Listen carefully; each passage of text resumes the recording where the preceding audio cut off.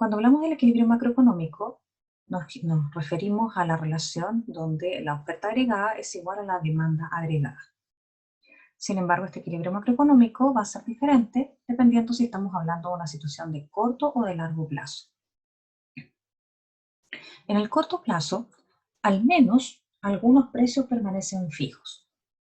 Podría ser una situación extrema, que es el corto plazo extremo, donde ningún precio puede fluctuar, o una situación más intermedia, que es lo que me llama el corto plazo, donde algunos precios pueden fluctuar, pero hay otros que permanecen rígidos. El largo plazo, en cambio, es una situación en la cual todos los precios pueden fluctuar.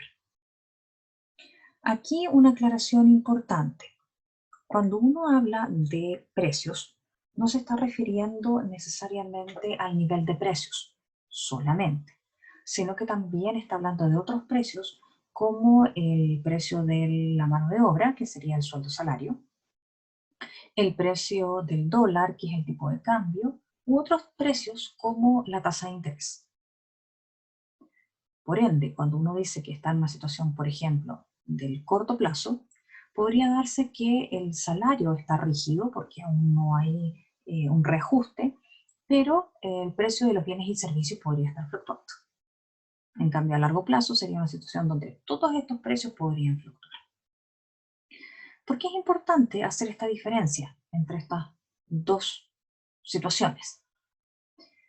Porque resulta que la economía no es estática, sino que se pueden ir generando diversos cambios, como por ejemplo un cambio en el consumo, en la inversión o en cualquier otro componente del gasto, por ejemplo. Si llega a cambiar la inversión, las exportaciones netas, esto va a tener un efecto sobre las distintas problemáticas macroeconómicas que nosotros vimos en la primera parte del curso, es decir, sobre el crecimiento económico, la inflación y el desempleo, pero un efecto diferente si es que lo estamos mirando en una situación de corto plazo que si lo revisamos en una situación de largo plazo. Asimismo, las políticas económicas que uno podría aplicar para generar o buscar soluciones a estas distintas problemáticas, ya sea a corto como a largo plazo, también van a ser diferentes. Entonces nos vamos a encontrar que ciertas políticas que pueden tener efecto en el corto plazo pueden no tenerlo a largo plazo. De ahí la relevancia entonces de separar y entender el análisis en forma diferenciada en estos dos plazos o estas dos situaciones. Los clásicos y los keynesianos tienen ciertas relaciones con esto que estamos viendo acá, porque estas dos corrientes de pensamientos económicos estaban asociados de alguna manera con estas perspectivas. Los clásicos estaban más asociados a una relación con el largo plazo, ya que para ellos su pensamiento era muy similar en lo que corresponde a esta situación, porque ellos pensaban de que la economía iba como a permanecer constantemente en una situación de largo plazo, que si existía algún movimiento, alguna variable que cambiara y que lo alejara de esta situación de largo plazo, la economía por sí sola iba a ser capaz de volver a esa situación.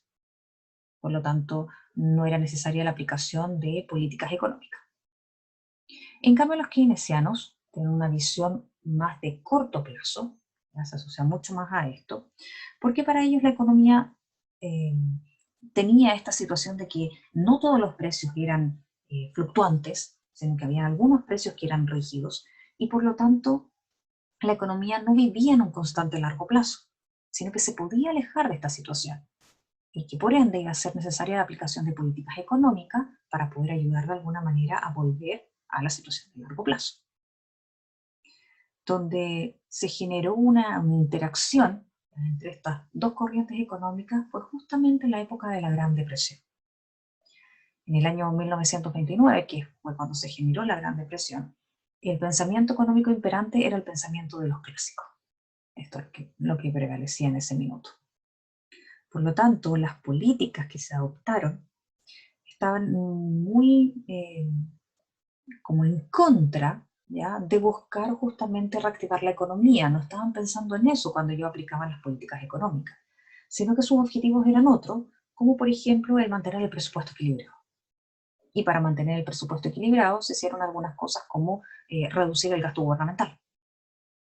una política que hoy en día nosotros le llamaríamos una política fiscal contractiva, y que justamente en contra de lograr un incremento en la producción, que era el problema fundamental que se tenía en ese minuto, esto gatilló en una producción aún mayor de la producción. Bueno, en ese entonces, cuando estábamos con, ¿no es cierto?, las caídas de la Gran Depresión, es cuando aparece Keynes, ¿ya?, y plantea, ¿no es cierto?, su visión de la perspectiva más, como decíamos, de lo que era el corto plazo, de que los precios eran rígidos y que había que aplicar políticas económicas. Y ya hacia el año 33 se empieza, ¿no es cierto?, a abandonar un poco este pensamiento clásico, a considerar un poco más lo que dice Keynes, y se empezaron a aplicar políticas económicas que de alguna manera permitieron, ¿no es cierto?, ir saliendo de esta situación de la Gran Depresión. ¿Cómo vamos a abordar nosotros este análisis del equilibrio macroeconómico para poder entender justamente la diferencia entre estos dos periodos o dos situaciones? Vamos a hacer lo siguiente. Como el equilibrio macroeconómico, dijimos que era la igualdad entre la oferta agregada y la demanda agregada, el estudio que vamos a desarrollar es el siguiente. Primero nos vamos a concentrar en lo que es la oferta agregada y vamos a armar la oferta agregada tanto para corto como para largo plazo, para ver si existe alguna diferencia en esos dos plazos. Una vez que tengamos lista la demanda agregada, la oferta agregada, perdón, vamos a chequear la demanda agregada, ¿ya?, a través de dos distintas aproximaciones para ver la forma que debería tener esta demanda agregada y cuáles son las variables que la afectan. Y una vez que tengamos listo esto, vamos a unirlo para poder entender lo que es el equilibrio macroeconómico.